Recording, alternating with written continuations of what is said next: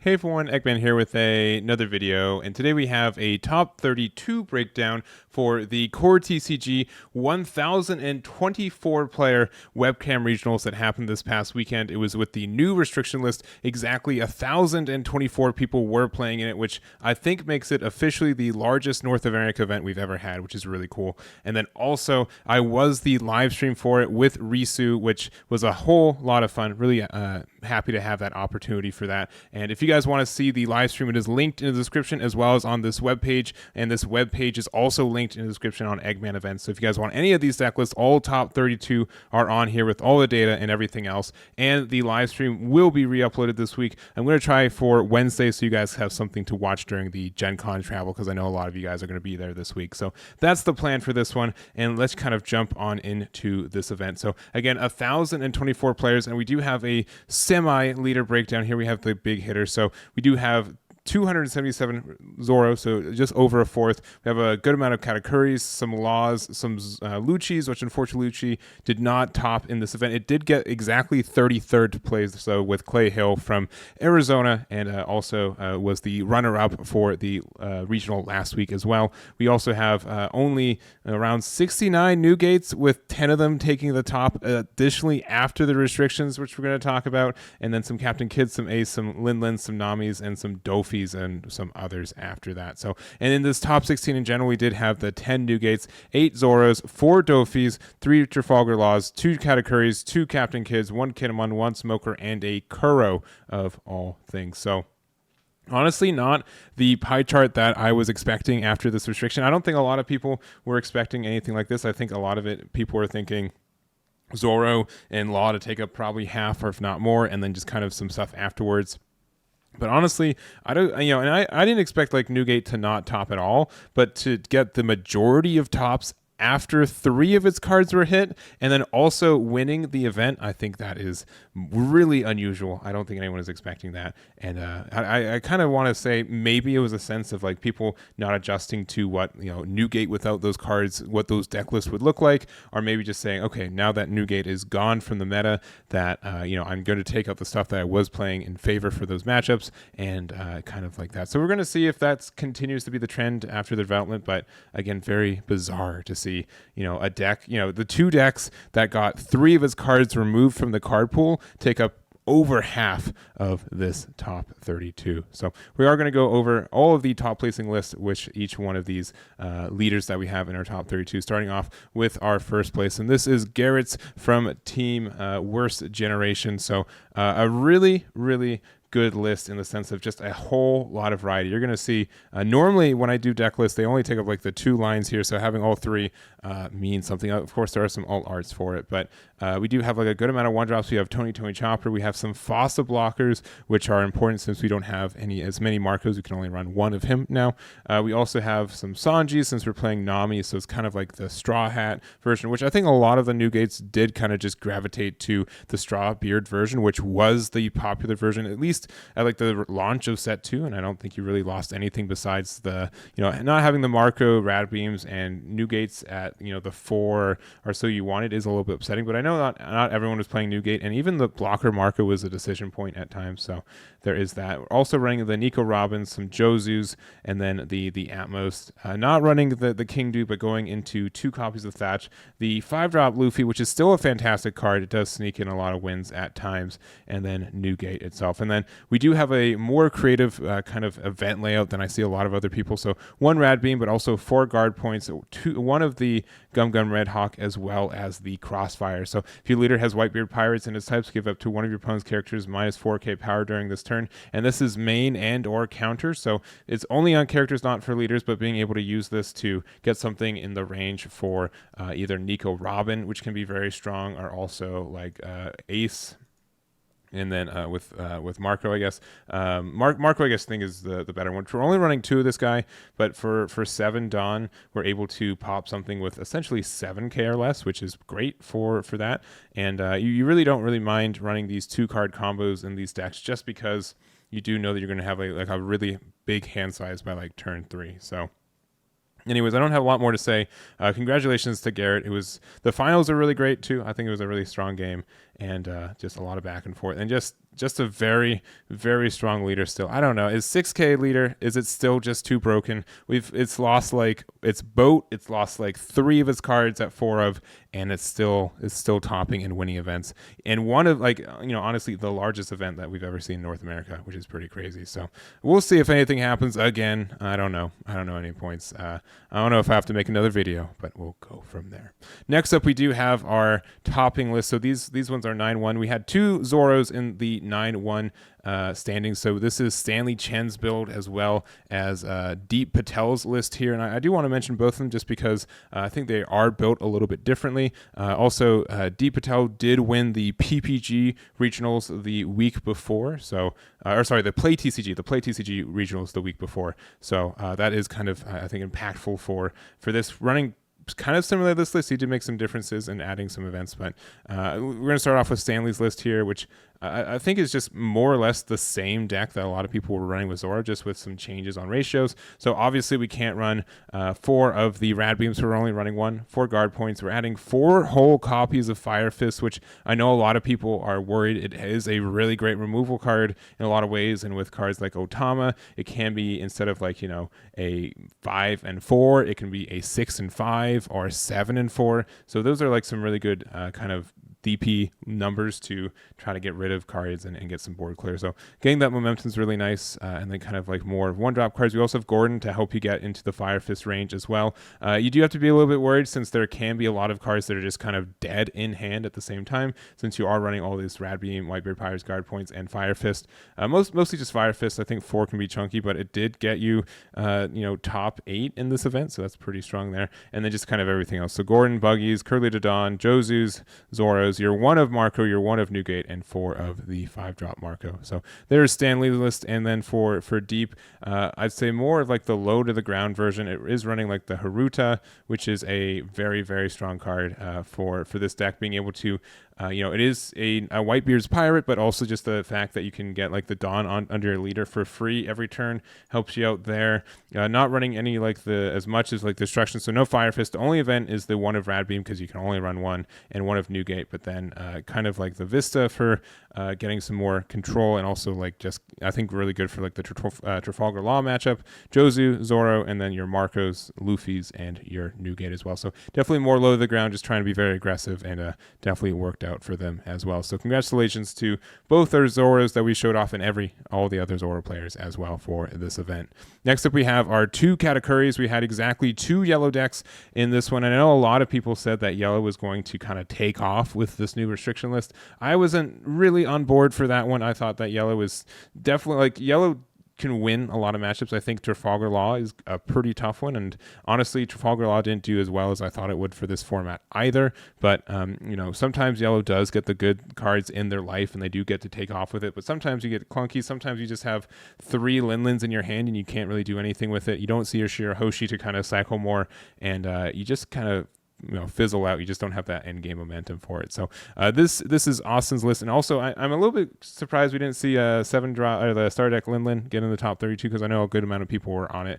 But I'll just go back to I'll digress for this one. So both these lists are pretty similar. There's also John Wynn's version here. Some minor differences. Honestly, we can't get too much changes going on just because the card pool is what it is.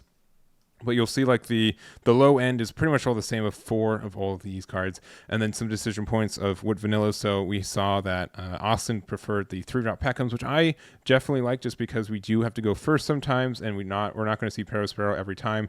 And then on the other side, we do have John deciding not for that, going straight into the Cracker, the Smoothie, and also the 2-drop Katakuri, 2 of the 4-drop Katakuri from the Star Deck, which I like in Linlin, but I don't like in the actual Katakuri since you don't, I don't know, it's a little bit harder for you to get this out of hand, and it can be kind of clunky, but I do approve of the add of Baron Tamago here. And then just kind of your high end of your Linlins, your Katakuris, and then events, choosing, 2-3 split or 2-2 split between Sovereignty and Thunderbolt, I think is pretty strong there too. So these are the 2 lists. Again, I think Katakuri is strong. I do think it does sometimes just it really just depends on how good the cards in your life is most of the time though. So sometimes you will be on a hot streak, sometimes you won't, and it's kind of an in between there. So here's the list. We'll see if Katakuri. I know a lot of people are on Katakuri, but I don't think it really translates to just how well it does if you look at the top 32 to people running it. So anyways, those are the list. Congratulations to both Austin and John there.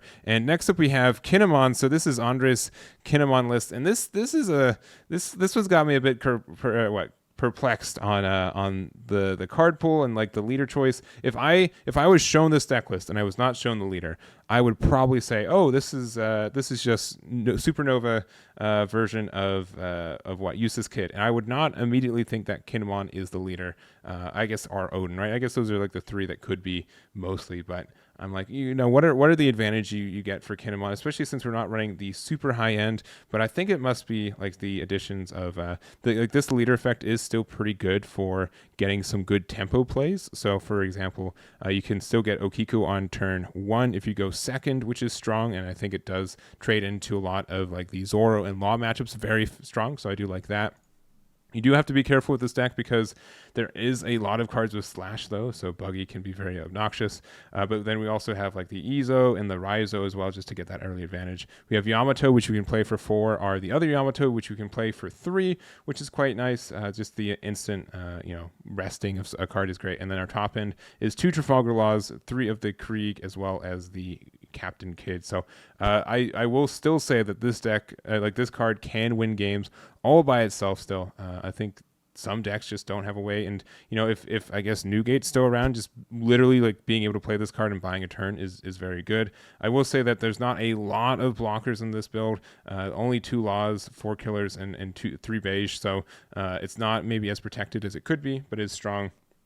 And then also the Punk Gibson for really good defensive options there. So this is the list. Again, very interesting that Kinemon is the leader. I do see that it is strong for like your early game setup, which I think can help you against Law and Zoro mostly. So I think it could be a meta pick for that. But I don't know. I have to try it out. It's a very interesting call, but it definitely worked out. So congratulations to Aandroidd for their finish there. Next up we have Trafalgar Law, and as you guys know, there are a good amount of these. We had 3? Yeah, 3 Laws, which honestly I think was a little bit lower than I was expecting. I was expecting probably in a top 32, probably at least 6, right? Like at least a good amount there. Maybe 8, like a fourth or so, but with only 3 for this one. And honestly, I don't have a lot to say about this list in general, or just Law in general, since it's generically the same list over and over again. I do think it's viable. I don't think it's no shame against anyone who is running it, because it is sometimes a very skill intensive deck of choices and everything else. But it's just I've been talking about these same cards for weeks at this point, right? There's some decision points like Film Zoro or like Film Brook. I know that's been popular for some people, kind of what your ratios are, but by and large, everyone's running like the Tama, Makino, Chopper, Beige, Bonnie, Nami, and Dadan. Most people are running these at 4. You're running some kind of Zoros. You're probably running 4 and 4 of Laws. 1 Rad Beam because you can't run any more. Decision on Guard Point or Jet Pistol, and then just kind of some cards in the middle to kind of meet your matchups that you're kind of expecting for there. So I don't know. Everyone's going to have their own ratios improved for Law. This is the one that got top with James Neumann, and congratulations there. Next up, we have Doffy, and I think Doffy was a bit of a breakout for this event. I know a lot of people are very dedicated to the deck as well. We only technically got 1 new card in this set, which is 3,000 Worlds, which is a very strong card, though. Very good against, I think, a lot of decks, including Trafalgar Law. It says place up to 1 character with the cost of 5 or less the bottom owner's deck, and then 3 or less for the trigger, which I wish it was 4. I don't know, like 3...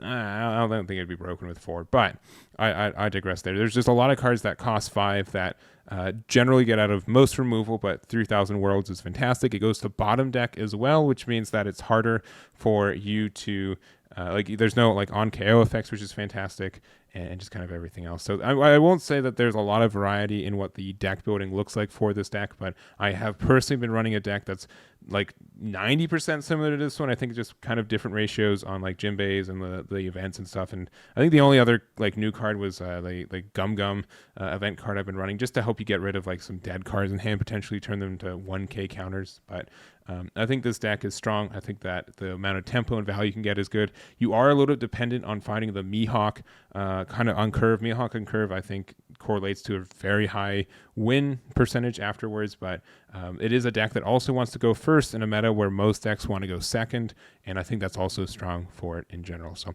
this is the list here for Ritchie. There's a couple others, and congratulations to all of them there. So next up we have Dexter with our only smoker and the only representation of black in this top 32. So I've been tinkering with smoker a little bit. I've been such a sucker to be trying the CP9 stuff and everything, and I really do like the fact that Kaku works really well with the smoky leader for this effect. But honestly, it looks like the regular navy archetype is still just fantastic all by itself in smoker. So we do have the new, brand new, which does let you get some searches. And when you're not, running any of CP9s outside of Fakuru, which is still a very good card, you tend to hit this a lot more often, which I think is strong. So we have some Kobe's, we have some smokers as well for some like early, advantage there. Kuzan is still a fantastic card for the draw and getting things into range, even with smoker. And I do think like the 5-drop smoker is a breakout card for this deck. And sometimes you do have to go first, which is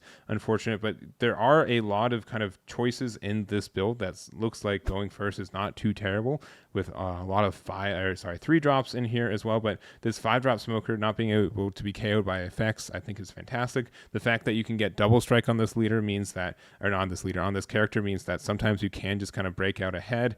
And it's just like, if you play it on curve, it's a very menacing card to see hang around for a long time. So I do like the inclusion of that there. Sakazuki, as we know, and Isho as well, just being very good cards at the top end. No 10-drop Kuzans. I think the meta is a little bit too fast for you to consistently get that 10-drop, as sick as it is to work.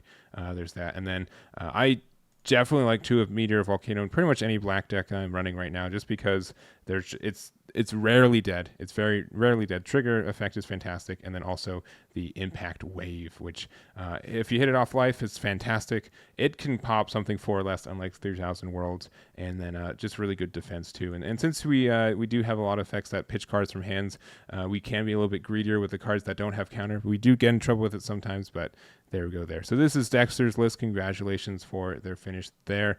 And then we also do have our Kuro list. So this is William Will to Win Craddock with their Kuro. And we saw a lot of their matches on this one. I also know that 34th place was also Kuro with Mei Betsu. So congratulations to both of them doing just super well, going X2 with Kuro, which, I think has been a breakout for this one. When I've been doing a lot of testing with Arlong, which does get like a half of this, I do think Jin is a fantastic card for this deck, that it is restricted to East Blue leader types. So only Kuro and Arlong can play and get the effect for it. But being able to rest up to 2 of your opponent's characters with a cost of 4 or less is so good. It's so good being able to do that, and especially against Trafalgar Law, and get that momentum kind of back into your side. It's very strong.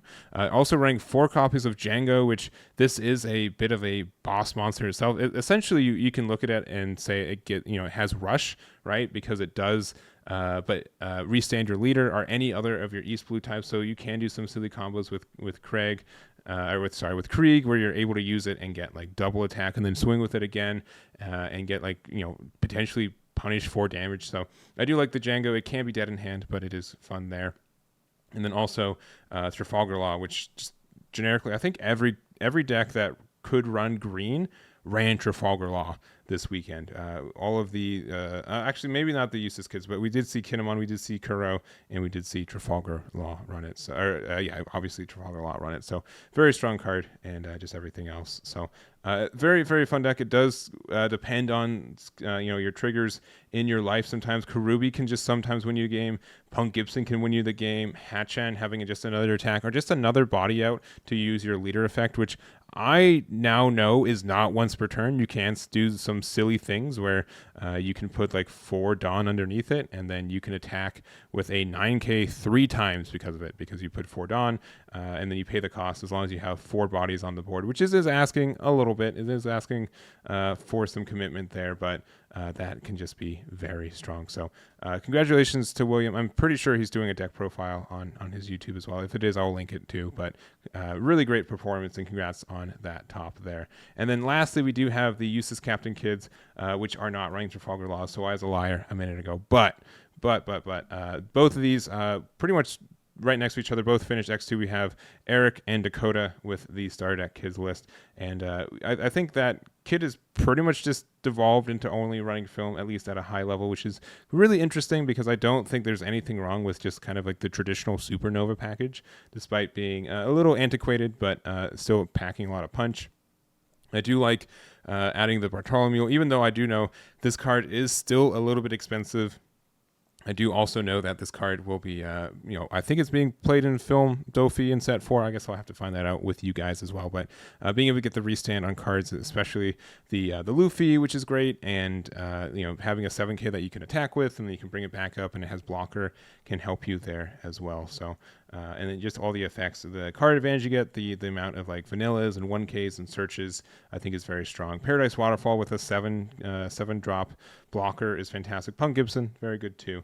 And everything else. So this is Eric's list, and then if we look at Dakota's list, a little bit different, deciding to run the 5-drop Frankie, and then also running the Basil Hawkins, which is a bit of a tech card. I do think there's some decks where this is very good and just very obnoxious if they're not able to answer it, essentially having double attack. And if you can swing with this and then just restand it, and I think like not playing against Black usually has like a good way to get rid of it, and sometimes like Red can if they put a lot of resources, but otherwise this is really good for kind of cleaning up, like especially like a Zoro deck that's being really aggressive. So I do like the out of that there. I think both are playing, both are playing the Basil Hawkins, and then just kind of everything else, kind of doubling up on the Paradise Waterfall, playing the Frankie. No Bartholomew's for this one, instead of running the Scratch Man of Pooh, which I think both are running. But no Craig as well. So, no Krieg. I always get the mix. It's no Krieg for this build, which is I think is fine. I don't know how I feel about Krieg. We've been seeing it in a couple of these decks, but sometimes that he's just a little expensive and kind of dead in hand if you don't have like the setup for it. So. Anyways, this is our Useless Kids list. Congratulations to Eric and Dakota, and that's going to be my final and complete breakdown for this event. I've been talking for like 20 minutes, and I'm already exhausted. So I hope you guys enjoyed this video, enjoyed the event, enjoyed the video, and I like the event video as like the tournament VOD, which will again be re-uploaded here on YouTube. If you made it this far, you haven't hit like and subscribe, just do it. It's easy. It's free. Just press the buttons. I'd really appreciate it. And that will be it for me. So again, thank you for watching. Make sure to look out for more event coverage for the Set 3 meta, and I'll catch you all next time.